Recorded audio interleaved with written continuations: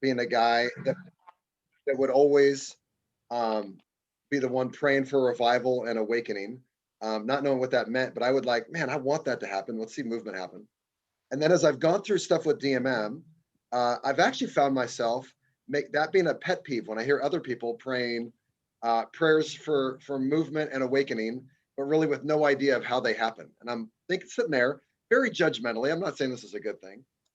Going, man, it's like you're praying that you could be a rock star, without learning any instruments or knowing how to sing or even practicing at all. This is what's going on in my brain as people are praying for awakening and movement. I'm thinking, man, there's a way that it happens around the world, and you're just praying that's just going to happen in your nice little way, and everyone's going to rush into your church. Man, you shouldn't pray for that. You should actually live it out. And those thoughts are in my brain, which is horrible. But then here's what I found in the last couple months that's shifted again in my DMM journeys is now the prayer is when I hear someone else praying for movement, my first thought is, I can't wait to go talk to that person. And the conversation is going to look something like this. I loved your prayer. Man, wouldn't that be incredible if that happened? Do you have any idea like how movements happen around the world? Man, I've been learning. Would you like to talk about it? And that's what we're going to be talking about the next bunch of weeks together. I think actually 6 weeks. We're talking about casting vision and training believers and learning how to train ourselves to look for opportunities where we get to speak into the lives of other Christians and share with them about how movements are happening and how they can be a part of making disciples to make disciples. And I get to kind of just get us launched out today. I like anytime I teach to just go, hey, let's make sure this thing is in scripture, like we're not just making it up as we go. And most of us just finished the book of Acts and probably could look through and go, man, I saw casting vision happen all over the place. One passage especially, I just took a lot of notes on and it's a lot of DMMers like favorite chapter in the Bible, Acts 19. And you see Paul and he's doing his normal thing of going into the synagogue, trying to do ministry with people. And it says though that people are obstinate and Paul wasn't going real well. And Paul has to change his strategy from what he was doing before. And he to these people, instead of trying to persuade them to follow, which I think he was casting vision. But at some point he goes, okay, I'm going to take those who are in. I'm done with just telling people, come on, do this, do this. I'm going to bring them into the hall of Tyrannus. And then he trains them. And it says at the end of that over the course of the next 2 years, everybody in Asia had heard about the gospel, about, they believe, somewhere between 15 and 20 million people living in Asia. So you see it like crazy, right? Paul's casting vision. And at some point, the people that caught vision, and then he would go, I'm going to train you guys up. And training didn't mean sit in a classroom. It meant, hey, we're going to go out together. I'm going to send you out to go live out this stuff. Just to say, you guys know this, but as we're talking about these elements and disciple making movements, it's crazy biblical. In fact, you see them all over the place where and vision is cast, and then believers are getting trained in how to live this out. So here's a little bit of the overview of what we're going to look at in the next bunch of weeks. We will today. I'm going to just share 6 things that I've learned in the last 2 years about casting vision, and some of them internally, some of them real practical stuff. We will spend a week talking about the actual conversation of how do you cast vision. We'll have a week where actually we're going to give you a mission and say, go do it and come back in 20 minutes. And we'll tell you what week that is so you can skip. We're going to talk about, hey, how do you move from a training to a Gen Zero church? Not just having people come in, but go, how do we start living this out together? And we're going to bring in some people who are doing this in incredible ways that are outside of our tribe here. And one of them is a good friend of mine from India who's, man, just inspired me like crazy, and he'll come share with us one week as well. So that's where we're going. A little bit of my story, just like most of you guys have heard a big part of it, but I went through DMM 2 years ago with Chris for the first time. And it was like a lot of you guys, DMM was a part of a bigger story of what God was doing in my life. A year before, God had spoken to me really clearly and said, man, it's about disciple making. And Jim, you're kind of sucking at it when it comes to this. And I went through the training, and the whole time was like, my heart was beating fast. Like, this is it. This is what God's called me to do. And I was a part of a church at that time that was 4 years old. And we were doing really, really well. We had planted 4 churches already as a church. And I'm part of the Southern Baptist tribe and was a part of a group of like 7 or 8 guys from around the country that they brought together and said, man, you guys, we want to learn from you in church planning. I mean, so it's just things were rolling. And then God throws this bomb into my life, like he has for a lot of you guys, of hey, you're missing what matters. And if you want to see the stuff you're praying for, you're not on a trajectory to go that direction. And so I went through the training, and I remember thinking, man, my leadership board is going to be so pumped because we're about multiplication already, and we're about ready to put this bad boy on steroids, and we're going to train our whole church how to make disciples and be church planners. And the exact opposite happened. The board was like, no, we're not doing that. That doesn't sound like a good idea at all. And I remember thinking, I started this church. What do you mean you guys telling me? I mean, they'd been on board with everything I'd kind of said before that point. And part of me, I remember having a conversation with Chris thinking one alternative is I'm just going to leave this thing. I'm going to go do this. And like, I'm done with you guys. But ultimately said, okay, I'm going to do this. And that could have been a good route. Some of you guys have gone that route. That totally, you got to pray and do what God tells you to do. I feel like God said, Jim, do this on your own. You live this out on your own time. I might have snuck some of my church hours into that, but I'm gonna live this out, not as an official thing of our church, and then go from there. And that's what we did for the last while. And I'll share more of the story as we went along. But so really was a thing. It was just me and starting to train people. And I remember being a year into it, and I shared even with this group, totally thinking I'd be way beyond where I was at. That this casting vision piece, man, is a lot harder than I originally thought it was. Because we're asking people to do some things that are outside the norm of what people have been asked to do as Christians or as people involved in church. So I want to share with you just 6 things I've learned on my journey so far about vision casting that I'm hoping would be a little bit helpful to you. So here's the first one: is a question. Have you truly caught the vision from God yourself? As you're talking about casting vision to others, hey, if you want it to be in them, is it in you? And we've said this a bunch, and Chris is the first one I've heard say this a ton. But if it's not from God, I think you'll drift from this vision. Because it's hard and it's slow, and sometimes it'll feel very lonely. And so this has to be something where you go, I've heard from God on this, whatever that looks like. For me, it was, I would be sinning if I'm not doing this. As I look in scripture, as the Holy Spirit has spoken to me, I need to do this, regardless of whether it works or not in my context.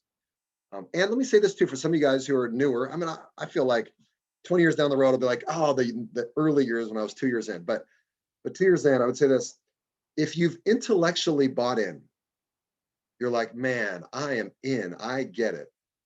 You're maybe 10% along on the journey. This is a journey of obedience.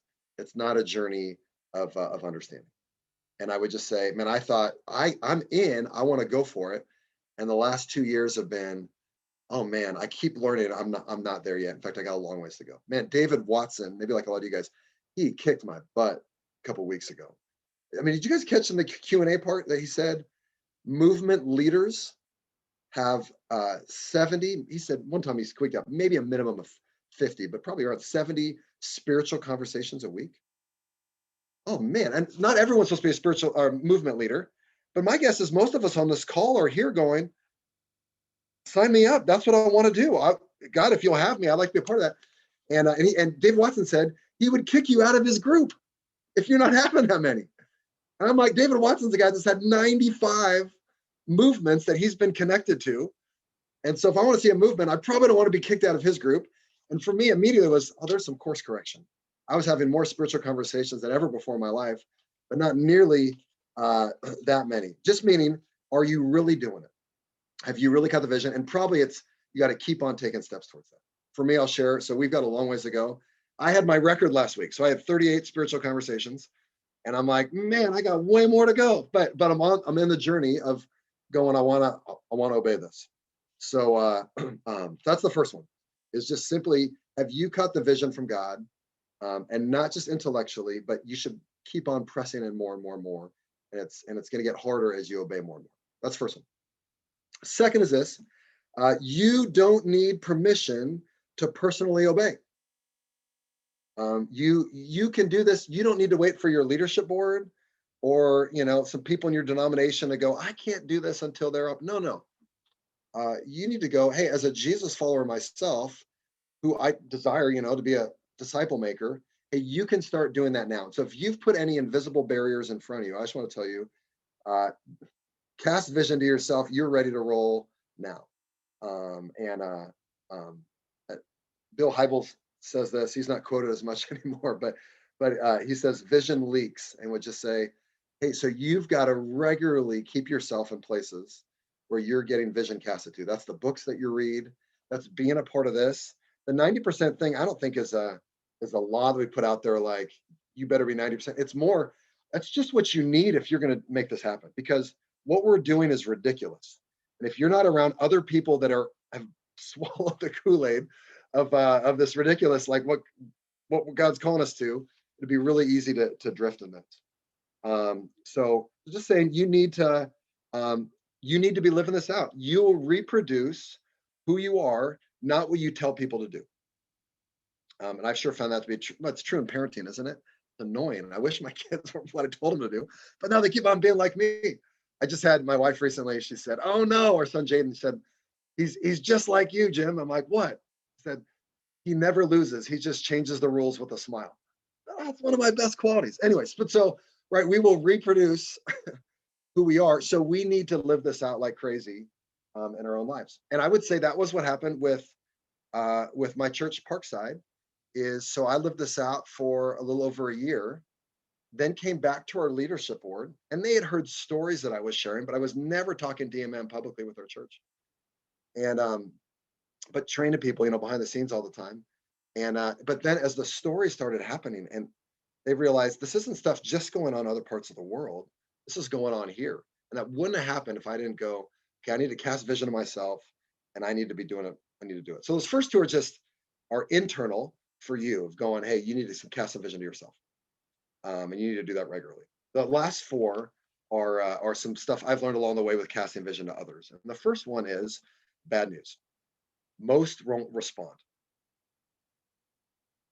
As great as this is, right? And it's like, man, if we want to see a movement, we should do this, and we all get it.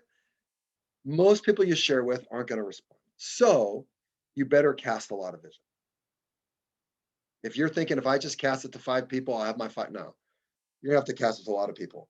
And I'm not saying this in a way to depress you, but I heard Roy Moran one time he said, only about 6% of people are going to respond early on because they're the early adapters. Only 1 out of 6 people. My guess is most of us are early adapters because we're doing stuff that most people aren't doing. But that shouldn't discourage you to go like, so I'm going to get rejection all over the place. Instead, it should encourage you to go, I am on an all-out search for that 6%. I'm going to go find people in every conversation I have where they're not it. I'm one closer to finding people that are going to respond and get excited to it. I've learned this along the way as well. Most people who go through the training won't actually go past that and start living it out.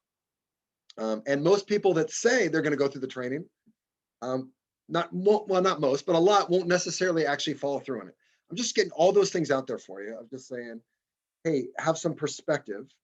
And that was the same with Jesus. He was constantly shrinking crowds, and not everyone you share vision to is going to get it. In fact, most aren't. That's fine. I think that's even how God created this thing to be. I found this for me. So I remember a year in, oftentimes at I was calling it a Gen Zero church, but it really wasn't. Oftentimes it was me and my wife and my kids, who are all young, and this guy Shaq, who's in the military, and we were it. And I'm thinking, man, I grew a church plant. I didn't, sorry, but God used me as a normal church plant over a couple of years really well, and I multiplied stuff like that. I'm a year into this thing, and I got one person that's not related to me, that's a part of this. But keep on going, and you got to find people that are going to go for it. And we're now, 2 years in, and there's 15 that are in our Gen Zero church that are legit, and a lot more that are on the journey towards getting there. So most won't respond. If you find the opposite to be the case, man, then you teach this session next time. The next one I wrote down is you'll be surprised by those that do. It won't be the people that you expect.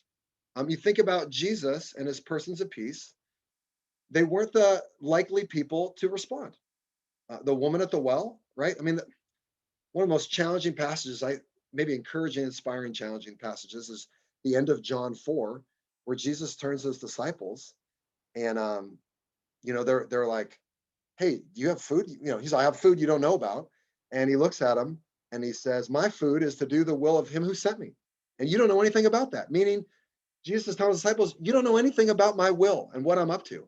And I think in the context of he was thinking, you just walked by the woman at the well twice on the way to get food, on the way back, and none of you even stopped to talk to her. Yet she was the one that was going to actually be used by me to reach this whole village. Open up your eyes. You're thinking that the harvest is 4 months from now. I'm telling you, it's right now. In fact, you just walked right by her. So I think what that means is you'll be surprised by those who do respond. So share with everybody. And even have this in your brain. The less confident you are that this person would actually be interested, if they're a Christian, is maybe a really good reason why you should. I mean, start with these words. I don't know if you'd have any interest, but I just wanted to share with you. And our team is packed with a lot of people that I never would have thought of them being the people early on that would be excited about this stuff. So don't pass anybody up and don't miss opportunities.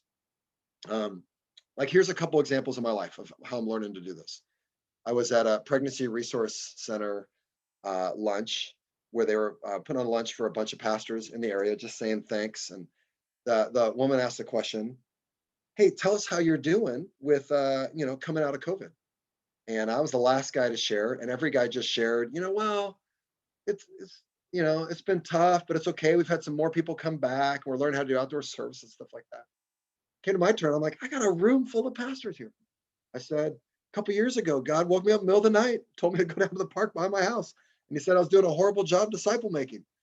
And so I've been on a 2-year journey about making disciples. And I just shared all DMM the whole time with them. And at the end of it, several people coming up asking questions, right? So don't answer questions the way you used to anymore. Anytime you're with other people in ministry, figure out a way to do it. Yesterday, I was in a group of a ton of Southern Baptist pastors, and they asked me to lead one of the 6 regions in San Diego. And there was 2 questions we had to ask our groups. There was maybe, 40 or 50, 40 in my group. And I almost exaggerated like pastors do, probably 40. And one of the questions is, what's going well? And so I let people answer all these questions, stuff like that. But man, when I got to share, man, I'm going to use my bullet to share about disciple making and share a story about what God's done in terms of making disciples in our area. Does it make sense? So you want to, at the least likely people, so you want to make opportunities all over the place. And this is true personally as well. I was just in a group with a couple guys, and this one guy who I would not have thought of being a disciple maker, and he shared a prayer request of wanting to reach one of his coworkers. And so after the meeting, I was like, man, Mike, I'm so pumped that you shared that. Hey, I've learned recently a really cool way to reach out to people that won't come to church with you. Would you like to learn? Yeah, man, casting vision. And even on prayer walking, I want to make sure you get this. When we're prayer walking, you're not just looking for persons of peace. You're also looking for partners. And the moment you share with somebody and they say, hey, I'm a Christian, the whole thing should shift in your brain. And one of the questions I like to ask is, as I was going along with them, I'll share a story and stuff, but I'll say, hey, do you know anybody in your life who you've invited at your church multiple times and they just won't come and you're kind of stuck with what to do with them? And any Christian worth a hill of being, or worth a, anyways, that's trying to do stuff, they will have an answer to that. And they go, yes, I do. I don't know what to do. And I go, hey, I've learned a really simple way to do that, where you can, help them discover truth about God on their own with their friends and family without ever having to step foot in the church. And it's been life-changing for me and my friends. Would you have interest in learning this? Boom. Teach them DBS, and DBS turns into going through the whole DMM training. It makes sense? So just meaning you want to listen for cues of how to do this. And our Gen Zero church is learning how to do this. Last week, man, we're figuring it out, but we're a group of kind of people all over the place, and we're keeping track of our numbers. We had 179 spiritual conversations last week, of 13 of us that shared our numbers. That's nuts. My church plant, we were in the mid 300s at one point. We're not now, but I screwed that up. But we never had, I don't think, a fraction of that many spiritual conversations in a week. Man, but you get a group of people that go, we're in and we're ridiculous enough to live this out. It becomes infectious. So that's number 4. You'll be surprised by those that do respond. So share it with everybody, every chance you get. Man, I think it's an idea, a daily. You're thinking it's a bad day when I didn't get to have at least one conversation with someone who wasn't a Christian and gets to cast vision with. Number 5, clearly define what you're calling them to, and then make sure to really invest in them. If they want to be along on the journey. So this is the only shift I've made. I hope I'm not going to get in trouble here. The only shift I've made in the training for us is, first of all, is one. Well, I'm going to say 2. One is we turned it to 6 weeks, and I just found that for most of our people that are going through it are not pastors. They're just ordinary people. A lot of times they're new believers that are going through the DMM training. And there was a couple weeks where it felt like it stalled out early on for them. And so we linked a couple together. And I could tell you the details of that some other time. So we do it in 6 weeks. In week 6, we do about the church and Acts, the Acts 2 DMM lesson. But then the last third of it, we titled, Where Do I Go From Here? And we broke it down into 4 things. We say you have to discover, decide, correct, and connect. The first one is discover. We ask the question, hey, what have you discovered in the last 6 weeks that we've gone through? What has hit you the most? What's been life transforming for you? And we have people share that in the training. And then decide. You need to decide, are you going to do this? And you can't really decide you're going to do something unless you first have figured out what's it going to cost you. So as you think about all this stuff and your first thoughts, and we tell people you need to go on a prayer retreat before we're even going to let you do anything, but hey, what do you think will be the most difficult parts of living out these 7 elements? Hey, share them. And what's your plan to work through that? So, but you need to make a decision. I'm going to do it. And I realize here's the hardest parts and I'm in anyways. So discover, decide, and then we say correct. And I just share, hey, when I first went through this, I realized me as a Jesus follower was not obeying a lot of this stuff. And there was some course correction in my life that was needed. And my guess is you guys are figuring that out as well. And so we tell them, this is on your own. This is the prayer retreat. Hey, as you look at those first 6 elements, I got this from Brent, but I want people to figure this out individually before they even jump into the journey. And then they do it as a group as well. But to go, hey, what's kind of my game plan, at least thinking through, I'm really going to do this. So how am I going to do these things? What this is going to look like in my life? What is multiplying extraordinary prayer going to look like in my life? Hey, going out among the lost, what's this going to look like? Just that they're thinking this through right from the beginning in their own lives. And then finally, so correct and then connect, meaning you won't do this unless you're around some other people that are doing this. And so I challenge people, you got to either get in some kind of coaching group where we offer some of that, or you got to get in a Gen Zero church with some other people. But if you just go, I'm going to try to do this on my own, what will happen is you'll drift and you won't do it. And that's what I found. The people that do it are the ones that are around other people that are fully living it out as well. If you don't have that contagious, spirit of other people, it just doesn't go that well. And we've probably found that out for us. If that's true for us, how much more is that true than for people just going through the training? So, and then be able to share. So what are we really asking you to? And for us, we've made it, just tried to make it real simple.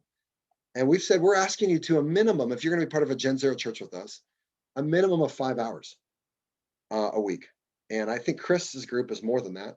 But we've said we meet for 3 hours. Ours is on Sunday mornings. My normal church is Sunday nights. And we do focus on God's word. And we usually do some training in there. And we'll do some prayer. and we have a meal together and we take communion together, and stuff like that. Anyways, but we say, hey, we're gonna have some lengthened time where we together. Right now, we're actually doing that full 3 hours. We're doing a thing called Kids Unleashed, which is a kids outreach in a neighborhood. And we said, let's just go out on the lost together for 6 weeks. So we're doing that. But anyways, that's 3 hours. And then that group's also committed to an hour of prayer during the week with other people in the group. So not everybody comes together all at once.